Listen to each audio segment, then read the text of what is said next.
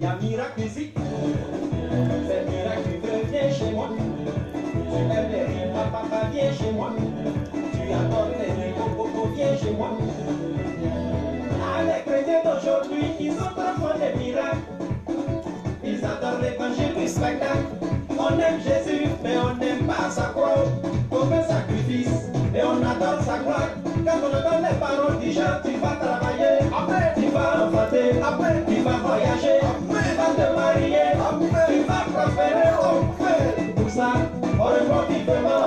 Parce que si l'homme de Dieu t'a pas flatté, c'est gâté. Mon frère, ma soeur, tu feras pas la quête. Ah, y'a miracle ici. C'est miracle, tu veux, viens chez moi. Tu veux les riz, papa, viens chez moi.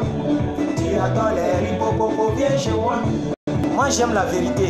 Mais quand l'homme de Dieu te dit, il faut changer, il faut pardonner, il faut beaucoup prier, il faut te réconcilier, il faut même jeûner.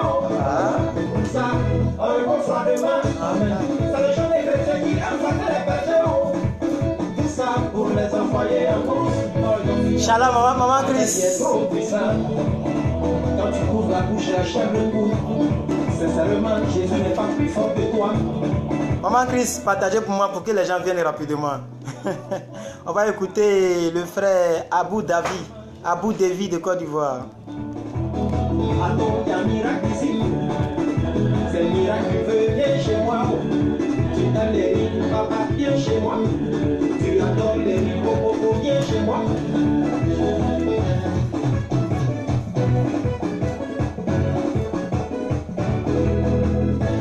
Jésus est bon, mais c'est pas n'importe qui dit Jésus qui est bon. Mon frère, ma soeur, il y a des hommes de Dieu qui ont compris le système. Ils ne font plus trop de discours longueurs, ça n'attire pas fidèle, non. Il faut faire des merveilles, car c'est ça qui paye. Si tu as prêché, personne n'est tombé haut. Attends, c'est soyez, on dira que t'as pas onction. Dans ce cas, tu peux faucher ou ta graisse, il n'est pas tombé encore. Il a des bons fromages, homme de Dieu mannequin. Ils sont dans choquants, beaucoup de formes, un peu dans le fond. Tu veux guérir, non, faut pas douter, allonge. Tu veux sauver, faut même pas douter, allonge.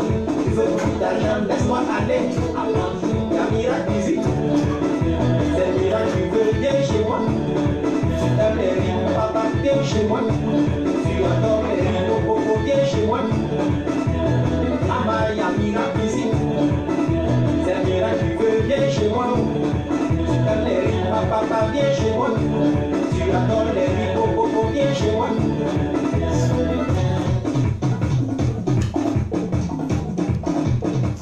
Bon, excusez-moi, je suis allé laver mon visage. Je suis allé laver mon visage un peu. Je suis allé laver mon visage. Voilà, parce que j'étais un peu couché. C'est un chant que j'aime beaucoup. Pas à cause de la mélodie, hein, non. Mais j'aime les paroles. J'aime les paroles de ce chant. Et c'est un homme qui chante bien. Voilà. Alors, peuple de Dieu, nous sommes dans Romains chapitre 2, verset 1. Aujourd'hui est le 3 juin. Romains chapitre 2, verset 1 à 16. Aujourd'hui, ça fait 155e jour. Oh, voilà. Donc, ça fait 157e jour que je suis là, que nous sommes là, nous lisons la Bible. Donc, si vous voulez calculer, aujourd'hui, c'est le 155e jour de l'année. Parce que depuis le 1er janvier jusqu'à aujourd'hui, c'est vrai qu'on est perturbé, YouTube refuse, on est obligé de venir sur Facebook à chaque fois. Donc, on est un peu perturbé, mais on est à jour. Et ça, c'est une très bonne nouvelle pour moi et pour vous qui suivez avec moi. Amen. Voilà, vraiment que Dieu vous bénisse, que sa grâce soit avec vous. Et donc, nous allons commencer notre lecture. Donc, j'ai mis les titres. Donc, ce n'est pas une prédication, c'est une lecture de la Bible. Voilà, donc, les gens savent ça déjà. Donc, quand les gens voient, ils préfèrent zapper. Donc, celles et ceux qui veulent rester, vous restez, puis nous lisons la Bible, ok? Voilà. Alors, shalom à tous, shalom à tous, shalom à tous, shalom à tous. Maman prunelle de Dieu. Ah, attention, mon ordinateur ne veut pas rester tranquille. Attention, hein. Faut pas ça va tomber ici. C'est 200 000 qui s'en va en fumée si ça tombe. 230 000, je l'ai acheté. Mais il y a très longtemps de cela. Alors, Romains chapitre 1, nous avons lu un peu d'abord nous avons lu l'introduction et le thème, hein, la justice de Dieu. Nous avons lu la culpabilité universelle. Nous avons dit que tout était mélangé. Ok, voilà. Les conséquences de l'incrédulité. Les chrétiens ne croient plus à la parole. Les chrétiens vivent comme ils veulent. C'est pourquoi même je suis d'accord avec ce chant. Voilà, parce que les chrétiens, au lieu de s'attacher à la parole, ils s'attachent au miracle, etc. Nous avons lu ça hier. Nous avons lu le progrès de l'incrédulité dans le monde. Quand vous prenez Romains chapitre 1 à partir du verset 21 jusqu'au verset 23, vous allez voir, l'incrédulité a pris de l'ampleur. Jésus-Christ a pleuré dans la Bible pour deux choses. La première chose qui a fait pleurer Jésus-Christ, c'est l'incrédulité, c'est-à-dire les gens ne croient pas. Et la deuxième chose, c'est lorsqu'il était à la croix. Est-ce qu'à la croix, il a pleuré? Bon, je ne sais pas, oui, on dit Jésus pleura, ok. Voilà. Sinon, la première fois qu'ils ont écrit Jésus pleura, dans Jean 11, verset 39, si je ne me trompe. Jean 11, 39, si je ne me trompe. Jean 11, 39, 35. Ok, c'était à cause de l'incrédulité. Nous avons lu ça hier. L'incrédulité, les conséquences de l'incrédulité. Et donc, aujourd'hui, nous allons lire les moralistes. Les moralistes ne sont pas meilleurs que les païens. C'est ce que l'apôtre Paul dit. Des gens qui sont là pour donner des morales. Donc, les moralistes ne sont pas meilleurs que... Mon ordinateur a quel problème? Il ne veut pas rester tranquille. Il dandine trop. Voilà, merci maman Christ, c'est ça. C'est Jean 11, 35. Merci. Les moralistes ne sont pas meilleurs que les païens. Donc, nous lisons du verset 1 au verset 16 et nous terminons. Ô homme, qui que tu sois, toi qui juges, tu es donc inexcusable. Car en jugeant les autres, tu te condamnes toi-même. C'est pourquoi je vois tous les hommes de Dieu qui s'insultent, qui se disent entre guillemets des pères spirituels de Côte d'Ivoire et qui s'insultent, et qui font des clashs. Des hommes de Dieu qui font des clashs comme des païens. Toi, tu es mauvais. L'autre dit, toi, tu es pauvre. L'autre dit, tu t'habilles bien. Vous ne me verrez jamais faire ça. Jamais. Parce que c'est biblique. Et je me demande si ces gens-là lisent la Bible. La Bible dit, toi qui juges là, tu es inexcusable. Parce qu'en jugeant les autres, tu te condamnes toi-même. Puisque toi qui juges, tu fais aussi les mêmes choses. Nous savons en effet, nous sommes au verset 2, Romains 2, verset 2, nous savons en effet que le jugement de Dieu contre ceux qui commettent de telles choses est selon la vérité. Et penses-tu, ô homme, qui juge ceux qui commettent de telles choses et qui les fait, penses-tu que tu échapperas au jugement de l'Éternel? Ou bien méprises-tu les richesses de sa bonté et de sa patience et de sa longanimité, ne reconnaissant pas la bonté de Dieu qui te pousse à la repentance? Mais par ton endurcissement, parce qu'il y a des gens qui sont endurcis. Vous connaissez l'endurcissement, au fait, c'est des gens qui s'en foutent. Voilà, ils s'en foutent de ce qu'ils vont dire d'eux, ils s'en foutent. Ils sont dans les gammes. On appelle ça, leur cœur est endurci. Donc on dit au verset 5, mais par ton endurcissement et par ton cœur impénitent, alors tu t'amasses un trésor de colère pour le jour de la colère et de la manifestation du juste jugement de Dieu. Et qui rendra à chacun selon ses œuvres. Alors, il est réservé, il réserve la vie éternelle à ceux qui, par la persévérance, à bien faire, cherchent l'honneur, la gloire et l'immortalité. Mais l'irritation et la colère à ceux qui, par l'esprit de dispute, vous voyez, c'est très important. Dieu réserve la vie éternelle pour des gens qui cherchent à faire le bien. Mais Dieu réserve le jugement et sa colère à des personnes. Regardez ce qui est écrit. C'est quel verset? Excusez-moi, je cherche. Le verset 8. Il réserve l'irritation et la colère à ceux, virgule, par l'esprit de dispute, virgule, sont rebelles à la vérité et obéissent à l'injustice.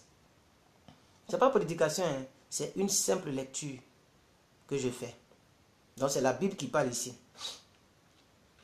Tribulation et angoisse sur toute âme d'homme qui fait le mal sur le juif premièrement, puis sur le grec. Ça veut dire le jugement commence dans l'église. Le jugement là, ça commence parmi nous qui attrapons les Bibles. Nous qui disons que nous sommes chrétiens, nous sommes hommes de Dieu passés par là. Le jugement commence par nous d'abord. Ce sont du grec premièrement, du juif premièrement et du grec. Ok? C'est pas la peine de partager la vidéo. Hein? Non, c'est pas la peine de la partager. Parce que on va la mettre sur YouTube et on va supprimer celle-ci. Donc vous la laissez telle que vous regardez et vous vous arrêtez là. Ok? Voilà. Pour ceux qui ont le temps pour suivre. Ok?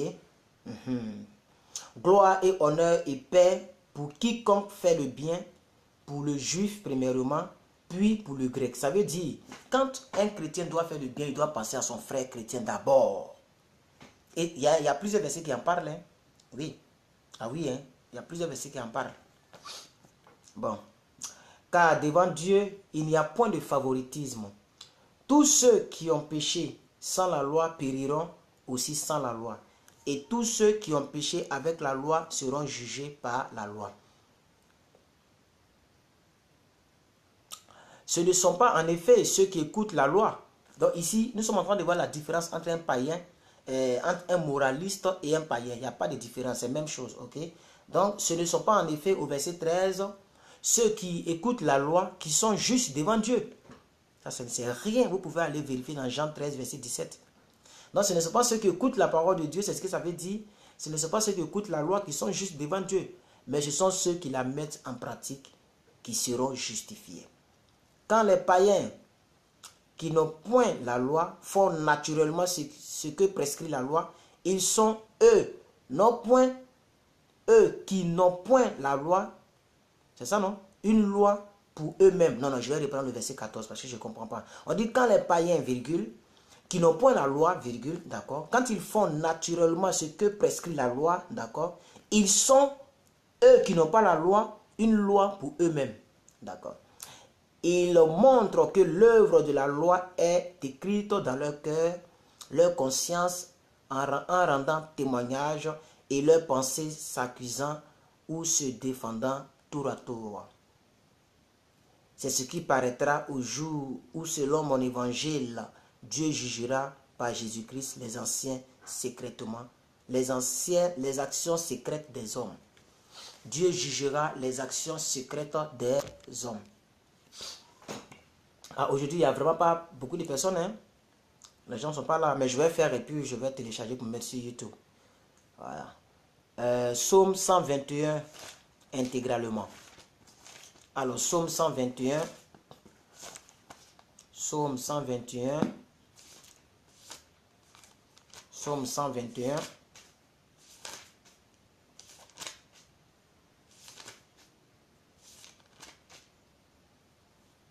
Ça fait 8 versets.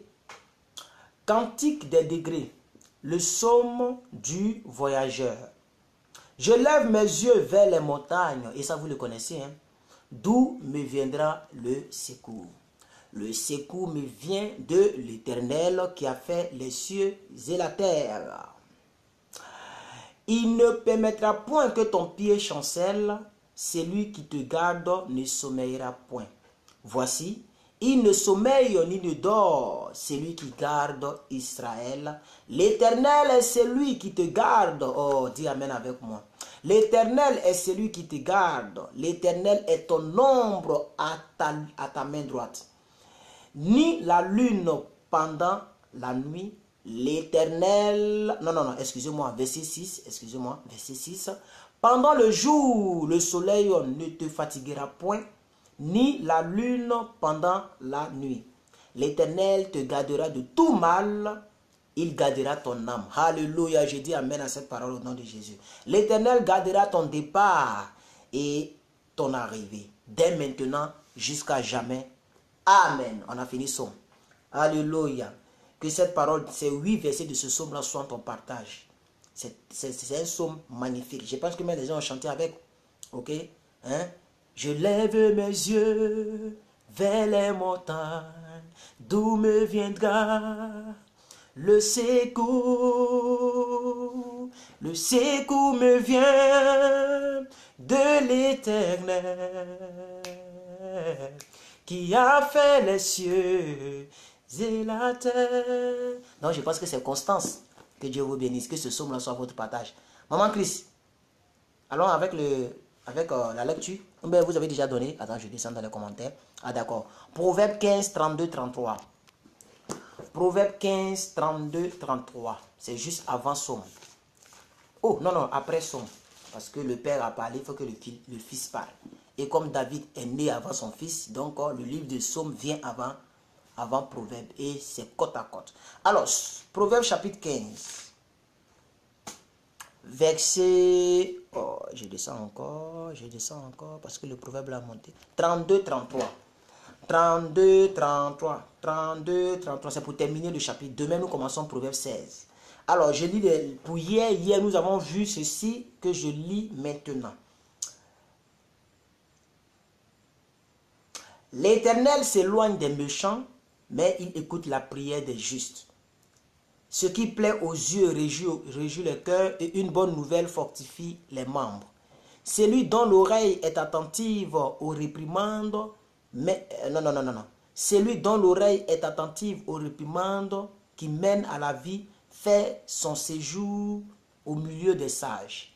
Alors aujourd'hui nous lisons, celui qui rejette la correction méprise son âme. Et ça c'est très important.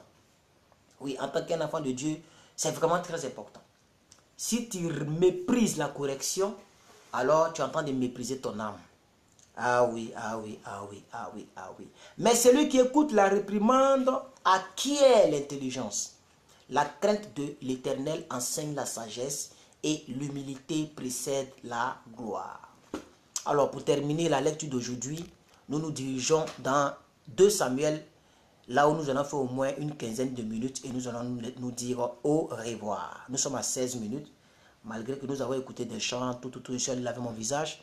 2 Samuel 11, 12, 13, 14.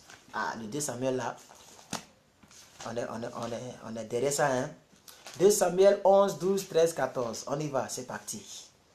Alors, nous allons poursuivre l'histoire de David, peuple de Dieu. Nous allons poursuivre l'histoire de David. Donc, un homme qui aime la femme, ou bien qui aime les femmes, quel est le péché qu'il est susceptible de commettre? Le seul péché qu'il est susceptible de commettre s'appelle l'adultère.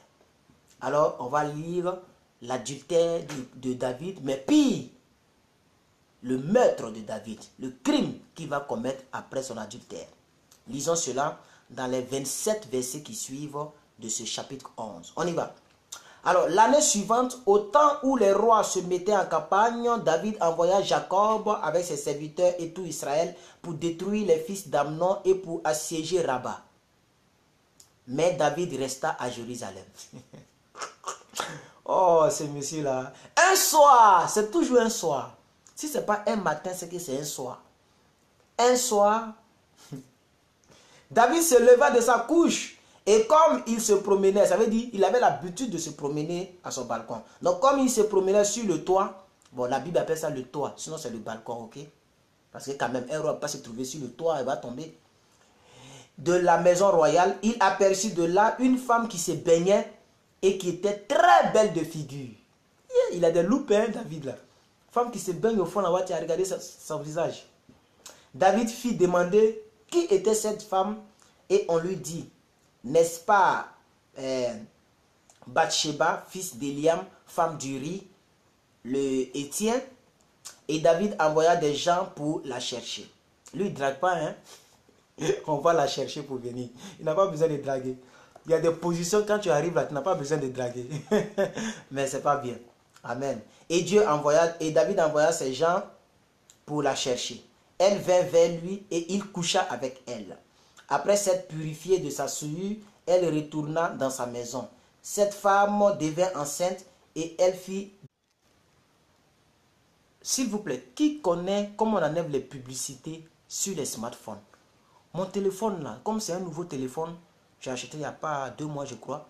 Le téléphone là, les publicités passent dessus. C'est-à-dire que tu es là et puis il y a une femme blanche qui vient, qui sort sur ton téléphone, qui parle des choses que tu ne sais pas. Qui connaît comment on enlève les publicités sur les smartphones, s'il vous plaît? Quand vous voyez que la vidéo se coupe comme ça là, c'est ce qu'il fait. les publicités apparaissent. Tu n'es pas sur une page, pouf, il y a une publicité qui vient. Pourvu que tu sois sur Wi-Fi, aidez-moi si vous en savez plus. Ou bien je vais aller changer le téléphone juste à cause de ça parce que ça me dérange. Alors, l'homme qui aime les puces claires, on va lire son histoire. David, non, j'ai dit quoi? Cette femme devait enceinte, nous sommes au verset 5. Elle devait enceinte et elle fit dire à David, je suis enceinte. Alors David expédia cet ordre à Joab. Envoie-moi Uri le Héthien. Et Joab envoya Uri à David. Uri c'est le mari de la dame. Uri se rendit auprès de David et qui l'interrogea sur l'état de Joab, sur l'état du peuple et sur l'état de la guerre. Vous savez ce qu'il est en train de faire, c'est pas bon. Hein? Voilà, il veut, bon, lisons. Puis David dit à Uri, descends dans ta maison et lave tes pieds. Uri sortit de la maison royale et il fut suivi d'un présent du roi. Mais Uri se coucha à la porte de la maison royale avec tous les serviteurs de son maître et il ne descendit point dans sa maison. On en informa David et on lui dit, Uri n'est pas descendu dans sa maison. Et David dit à Uri, n'arrives-tu pas de voyage? Pourquoi n'es-tu pas descendu dans ta maison? Au fait, il voulait que Uri parte parce que Uri, il travaille dans le palais royal. Donc, David sait ce qu'il a fait. La femme a dit que tu m'as mis dans un état chaotique. Donc, David veut que son mari parte à la maison. Comme ça, ils vont dire que c'est Uri qui l'a enceinté. Mais Uri n'est pas parti. C'est ça qu'il faut comprendre. Lorsque Dieu n'est plus derrière toi, il n'est plus derrière toi. Hein. J'étais à quel niveau? Uri, au verset 11, Uri répondit à David, l'arche et Israël et Juda habitent sous des tentes. Mon seigneur Joab et les serviteurs de mon seigneur campent en rase campagne, et moi j'entrerai dans ma maison pour manger et boire et pour coucher avec ma femme. Aussi vrai que tu es vivant et que ton âme est vivante, je ne ferai point cela. Vous voyez, Uri, il était dans ses droits. Il a cité, dit, tous les gens sont là, sous des tentes. Ils sont en train de protéger le roi. Et moi, je vais aller à la maison pour boire et pour coucher avec ma femme. Même si tu le crois, moi, je ne le ferai pas. David, son piège n'a pas pris. Alors, au verset 12, au verset 11, on dit, David dit à Uri, reste ici encore aujourd'hui et demain, je te renverrai. Et Uri resta à Jérusalem ce jour-là et le lendemain, David l'invita à manger et à boire en sa présence et il l'enivra. Donc David est parti.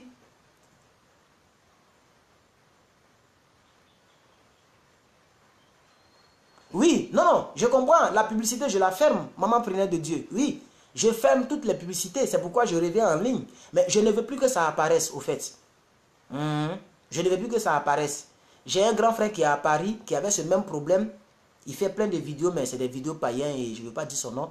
Voilà, parce que ça va le relier à moi et puis les politiciens, on ne sait jamais. Mais il est à Paris, il fait beaucoup de vidéos, tout ça. Ça le fatiguait un moment. Donc lui, il est parti changer son téléphone.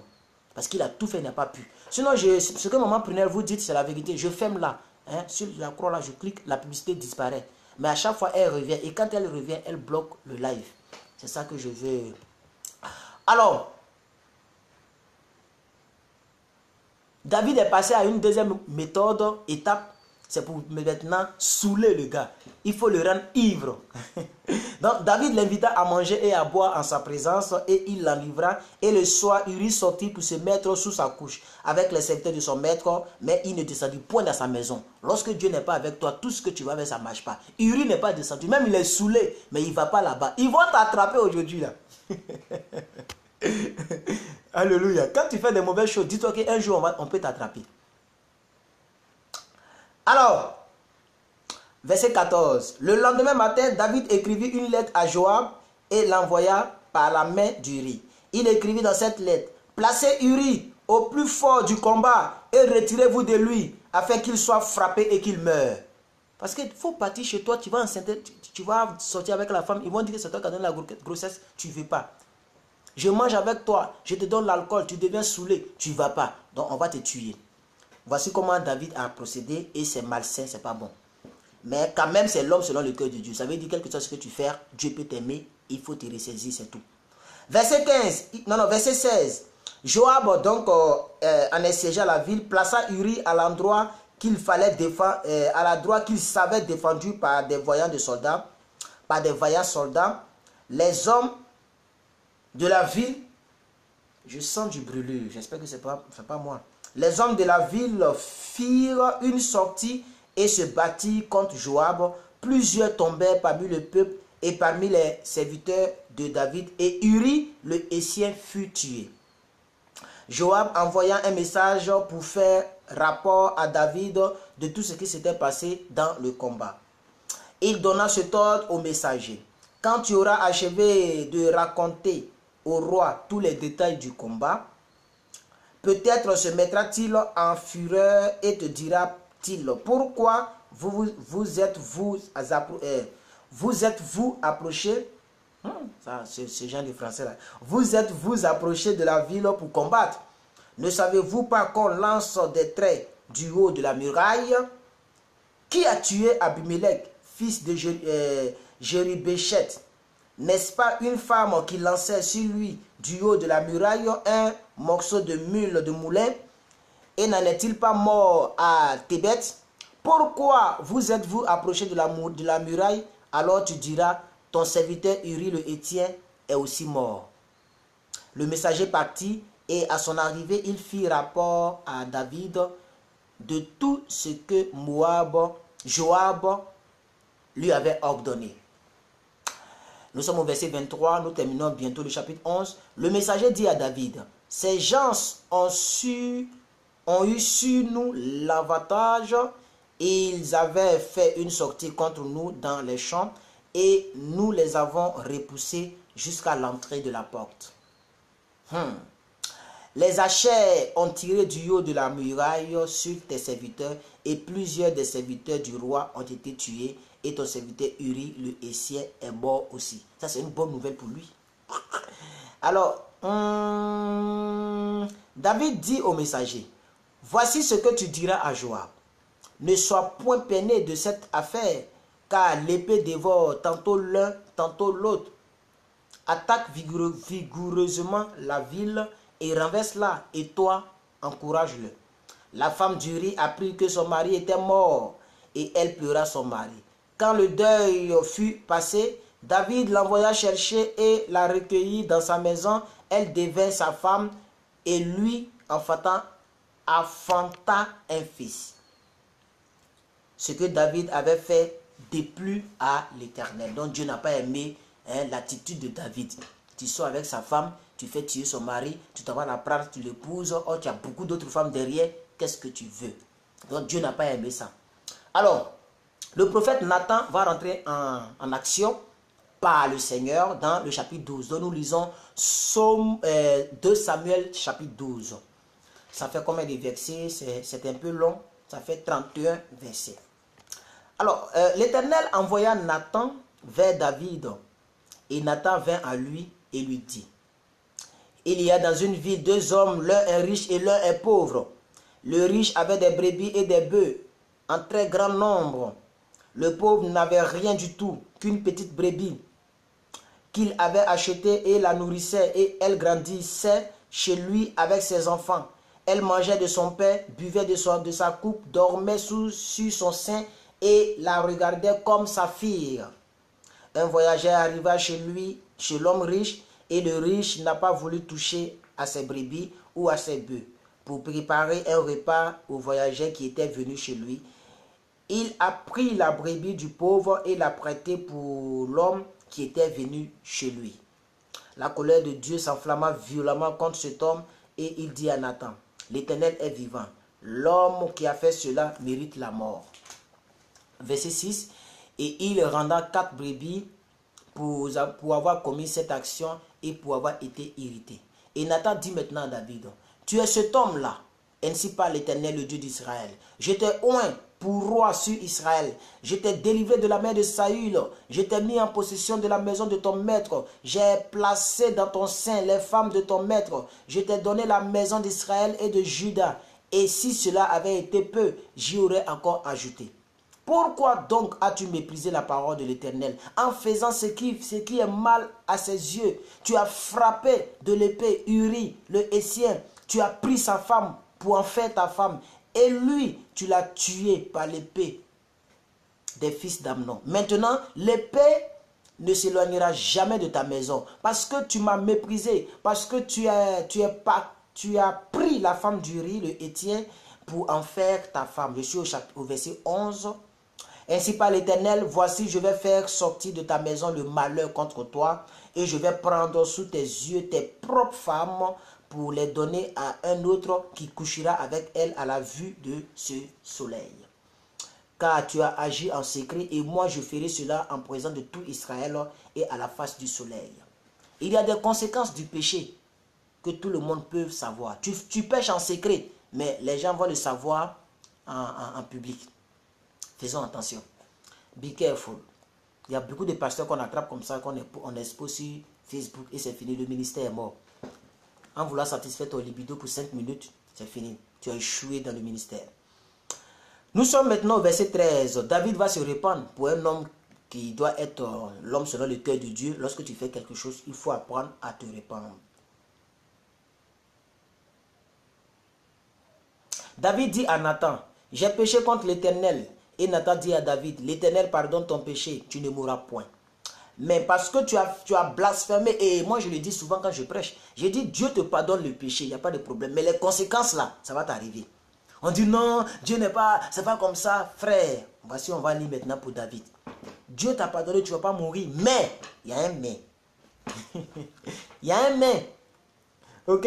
Dans verset 14, mais, parce que tu as blasphémé les ennemis de l'Éternel en commettant cette action, le fils qui t'est né, lui, il va mourir. Et Nathan s'en alla de sa maison. L'Éternel frappa l'enfant que la femme d'Uri avait enfanté à David et il fut dangereusement malade. David pria Dieu pour l'enfant et jeûna. Quand il rentra, il passa la nuit couché par terre. Oh, tout ce que tu vas faire là, Dieu a déjà arrêté la sanction. Les anciens de la maison insistaient auprès de lui pour le faire lever de terre, mais il ne voulut point.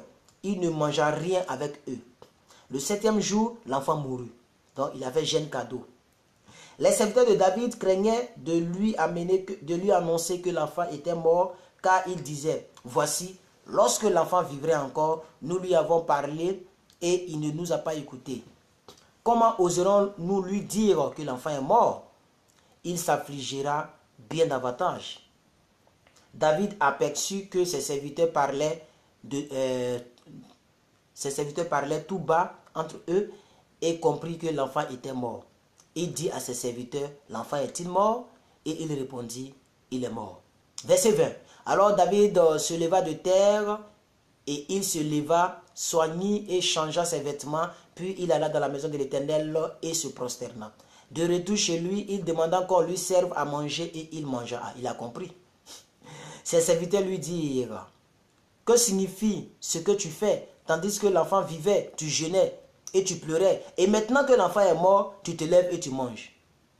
Et il répondit, lorsque l'enfant vivait encore, je jeûnais et je pleurais, car je disais, qui sait si l'Éternel n'aurait pas pitié de moi et si l'enfant ne vivra pas? Maintenant qu'il est mort, pourquoi jeûnerai-je? Pourquoi je vais jeûner? Puis-je le faire revenir? Est-ce que je peux le ressusciter? J'irai vers lui, mais il ne reviendra plus jamais vers moi. Alors un autre va naître qu'on appelle Salomon. C'est celui-là même que nous allons connaître, que nous lisons toujours. Donc c'est lorsque le petit est mort, l'enfant adultérien, que Salomon maintenant est venu. Donc lisons la naissance de Salomon, verset 24, verset 25 de 2 Samuel 12. Verset 24.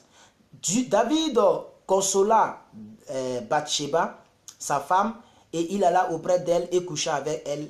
Elle enfanta un fils qu'il appela Salomon et qui fut aimé de l'Éternel. Donc c'est avec la même femme, il faut le retenir, c'est avec la même femme. Elle le remit entre les mains de Nathan le prophète et Nathan lui donna le nom de Jédidja à cause de l'Éternel. Donc Salomon veut dire Jédidja. Bon. Hein? G comme Jésus, Jédidja. Alors, peuple de Dieu,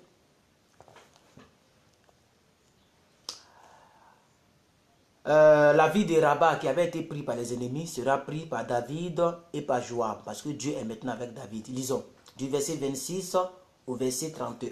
Et nous terminons ce chapitre. Joab, qui assiégeait Rabat des fils d'Amnon, s'empara de la ville royale et envoya des messagers à David pour lui dire: j'ai attaqué Rabat et je me suis déjà emparé de la ville des eaux. Rassemble maintenant le reste du peuple, campe près de la ville et prends-la, de peur que je ne la prenne moi-même et que la gloire ne m'en soit attribuée. Ah oui, c'est un bon serviteur. David rassembla tout le peuple et marcha sur Rabat. Il l'attaqua et s'en rendit maître. Il enleva la couronne de dessus la tête de son roi. Elle pesait un talent d'or et était garnie de pierres précieuses. On l'a mis sur la tête de David qui emporta de la ville un très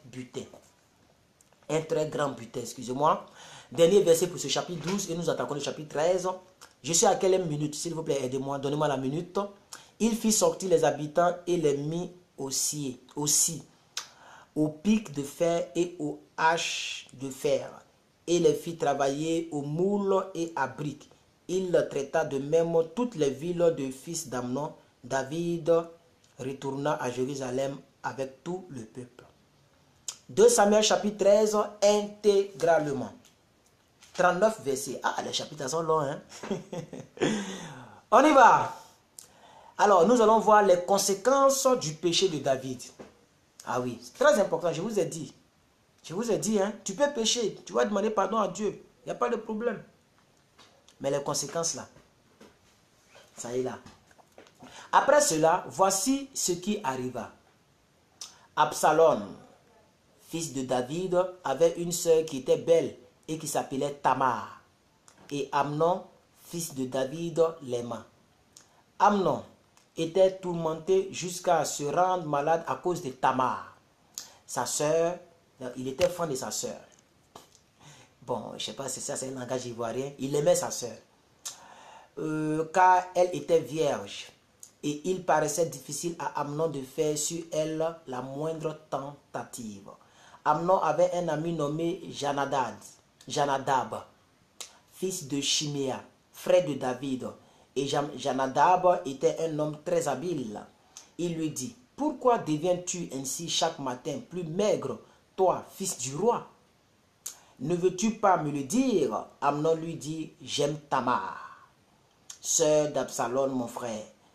Alors, Jonadab lui dit: est-ce que vous pouvez me donner... Bon, attends, je vais voir moi-même. Parce que...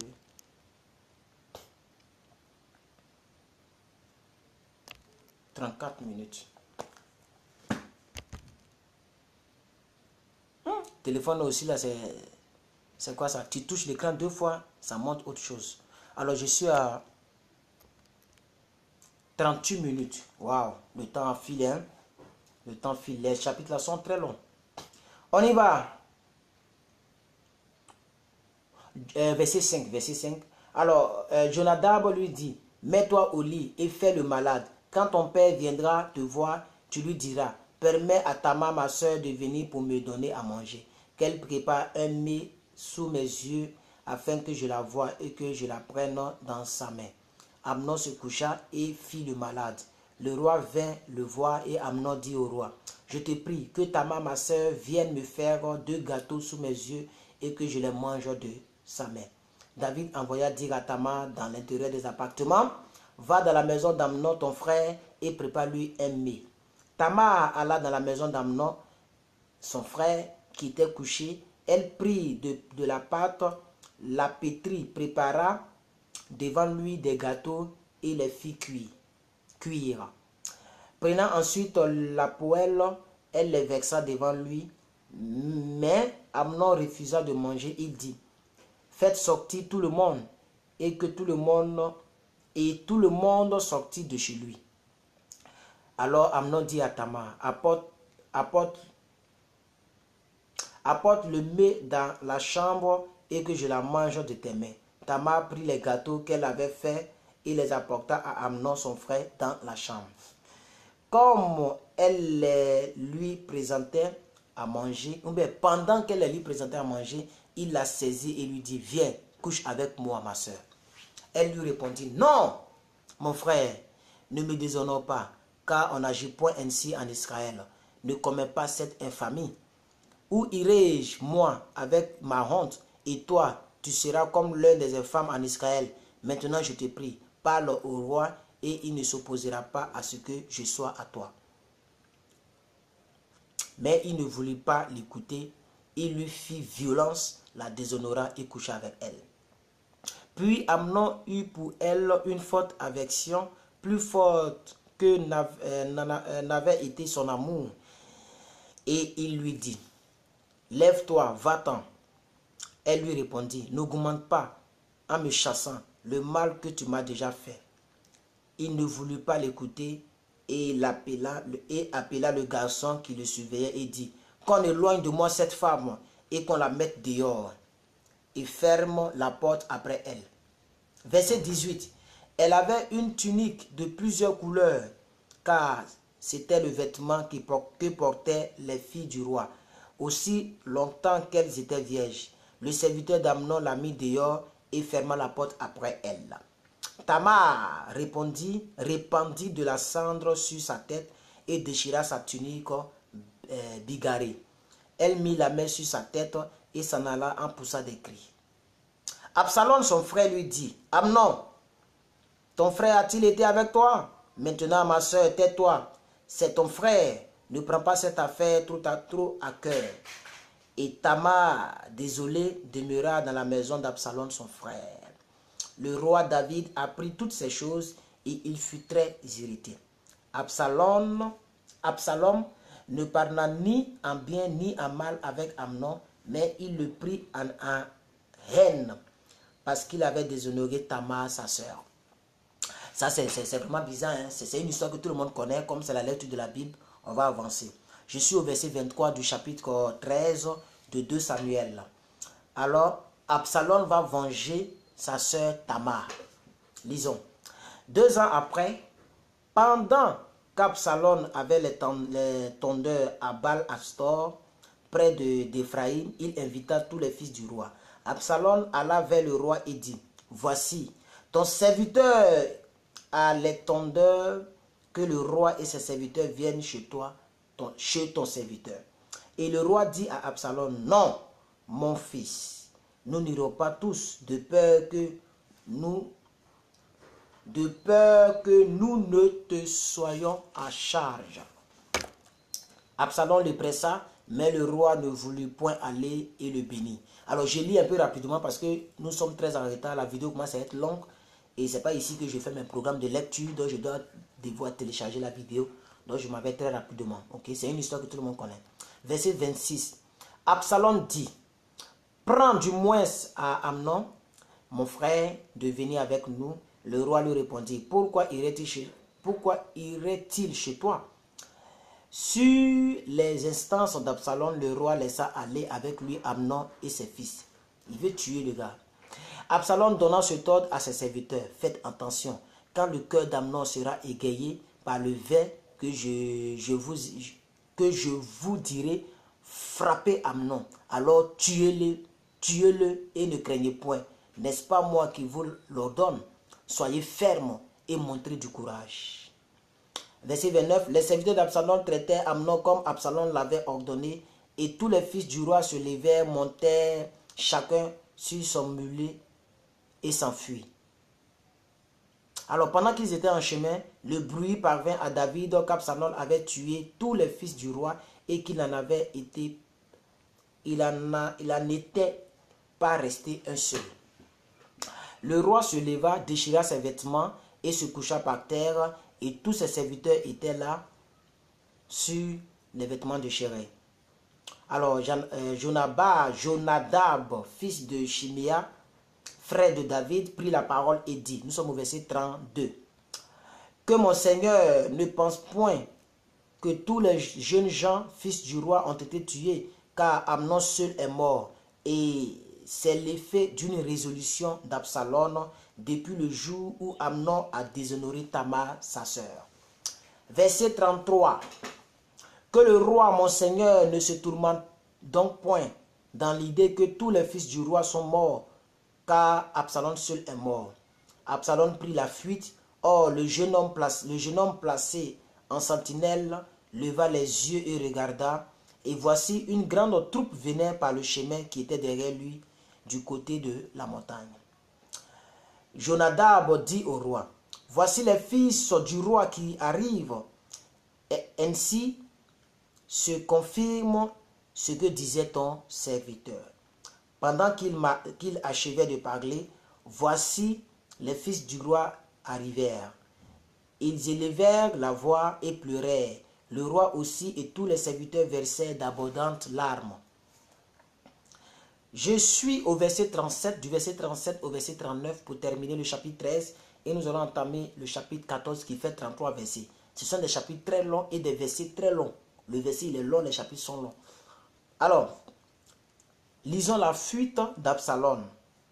Absalom s'était enfui et alla chez Talmaï, fils d'Amihud, roi de Géshur. Et David pleurait tous les jours son fils. Absalom resta 3 ans à Géshur, où il était allé après avoir pris la fuite. Le roi David cessa de poursuivre Absalom, car il était consolé de la mort d'Amnon. Voilà. Le dernier chapitre pour aujourd'hui, excusez-moi si c'est vraiment long. 46 minutes, ah oui, c'est vraiment long. C'est très très long. Les chapitres là sont longs et on est obligé de lire hein, parce que c'est ça. Alors, nous allons lire le stratagème de Joab pour obtenir le retour d'Absalom. Donc, Joab, l'ami d'Absalom, il va mettre quelque chose en place pour que son ami revienne. Joab, fils de Théruja, s'aperçut que le cœur du roi était porté pour Absalom. Il envoya chercher Tekoa, une femme habile, et il lui dit, « Montre-toi désolé et revêt des habits de deuil. » Si vous avez une question, vous la posez rapidement, ok? Ne tourne pas d'huile et sois comme une femme qui depuis longtemps pleure un mort. Verset 3, chapitre 14, verset 3 de Samuel. Tu iras ainsi vers le roi et tu lui parleras de cette manière.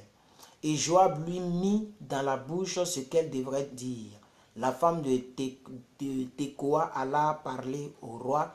Elle tomba la face contre terre et se prosterna. Et elle dit, « Ô roi, sauve-moi. » Le roi lui dit, « Qu'as-tu » Elle répondit, « Oui, je suis veuve, mon mari est mort. Ta servante avait 2 fils. Ils se sont tous 2 querellés dans le champ et il n'y avait personne pour les séparer. L'un a frappé l'autre et l'a tué. » Nous sommes au chapitre 7, au verset 7 plutôt. « Et voici toute la famille s'est levée contre ta servante en disant, « Livre le meurtrier de son frère.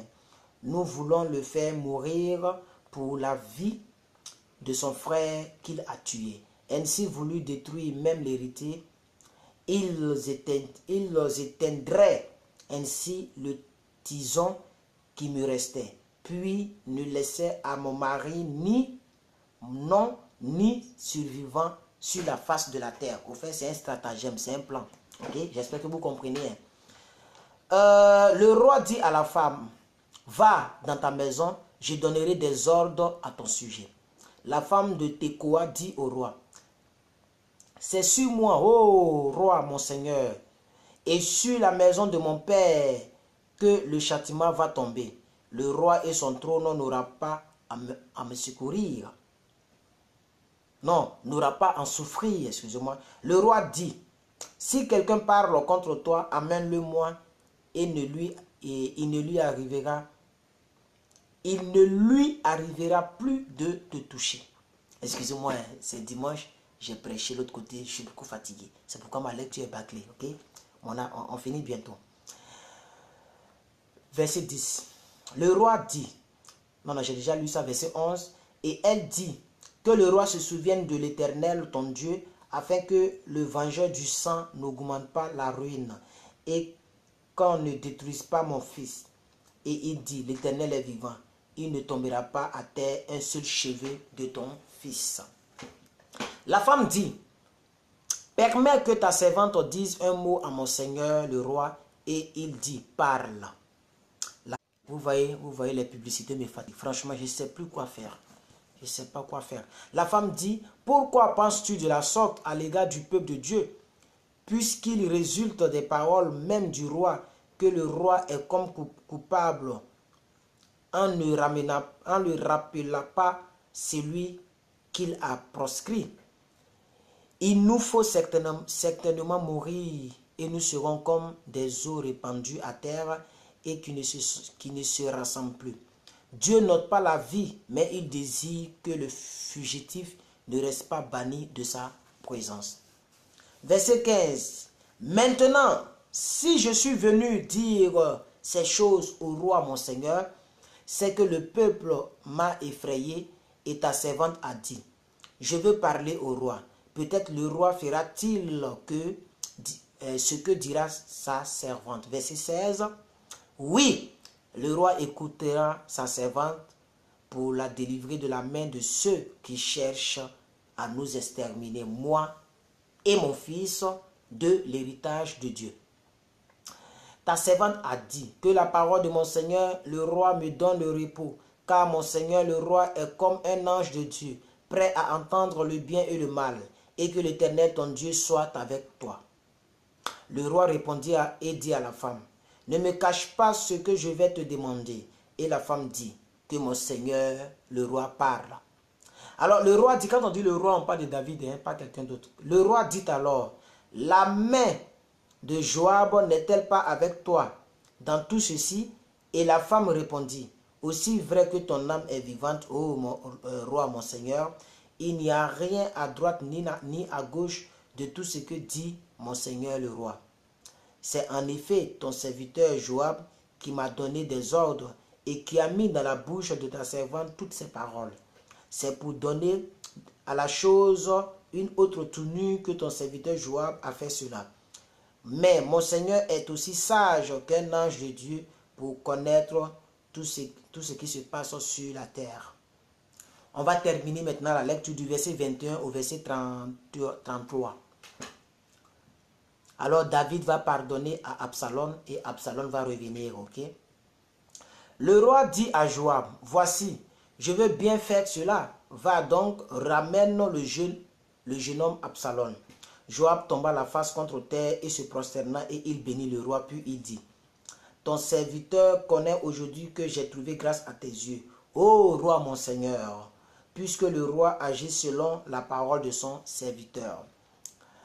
Et Joab se leva et partit pour Guéchur, et il ramena Absalom de Jérusalem. Mais le roi dit qu'il se retire dans sa maison et qu'il ne voit point ma face. Et Absalom se retira dans sa maison et ne vit point la face du roi. Il n'y avait pas un homme dans tout Israël aussi nommé qu'Absalom pour sa beauté. Depuis la plante des pieds jusqu'au sommet de sa tête, il n'y avait point en lui de défaut. Lorsqu'il se rasait la tête, c'était chaque année qu'il se la rasait, parce que sa chevelure lui pesait. Le poids des cheveux de sa tête était de 200 cycles, poids du roi. Il naquit à Absalom 3 fils et une fille nommée Tamar, qui était une belle femme de figure, excusez-moi. Absalom demeura 2 ans à Jérusalem sans voir la face du roi. Il fit demander Joab pour l'envoyer vers le roi, mais Joab ne voulut point venir auprès de lui. Il le fit demander une seconde fois et Joab ne voulut point venir. Absalom dit alors à ses serviteurs, voyez, le champ de Joab est à côté du mien. Il y a de l'orge. Allez et mettez-y le feu. Et les serviteurs d'Absalom mirent le feu au champ. Joab se leva et se rendit auprès d'Absalom dans sa maison et lui dit, pourquoi tes serviteurs ont-ils mis le feu au champ qui m'appartient? Absalom répondit à Joab, voici, je t'ai fait dire, viens ici et je t'enverrai vers le roi afin que tu lui dises, pourquoi suis-je revenu de Guéchur? Il vaudrait mieux pour moi que j'y sois encore. Je désire maintenant voir la face du roi. Et s'il y a quelque crime à moi, qu'il me fasse mourir. Joab alla vers le roi et lui rapporta cela. Et le roi appela Absalom qui vint auprès de lui et se prosterna la face contre terre en sa présence. Le roi baisa Absalom. C'est juste accolade, c'est pas autre chose. Hein, David aimait la femme, il n'est pas pédé. Hein. David n'est pas pédé. Mais quand on dit le roi baisa, c'est les accolades, voilà. On met les coups de tête, je ne sais pas trop. Mais ce n'est pas ce que nous pensons. Que Dieu vous bénisse depuis vos positions. Que sa grâce vous localise. C'est une très longue lecture. Les chapitres sont très très longs. Les chapitres sont longs. Les versets sont gaillards. Voilà, c'est l'Ancien Testament, c'est comme ça. Merci à vous. Merci aux quelques personnes qui étaient connectées. Et que la faveur du Seigneur vous localise. En tout cas, bon dimanche à nous tous. Bon dimanche soir. Et bon appétit pour ceux et celles qui sont à table. Nous, c'est maintenant, on va aller créer quelque chose. Merci et ciao. Mes yeux sont rouges. Je suis vraiment fatigué. Le dimanche, c'est le jour où je suis le plus fatigué. C'est le dimanche. Ah. J'ai ma lumière miracle. David Denise Latte. Chris Manim. Hortense Kwame. Ah, c'est tout. J'étais en train de lire les noms de ceux qui commentent. Merci. Portez-vous bien.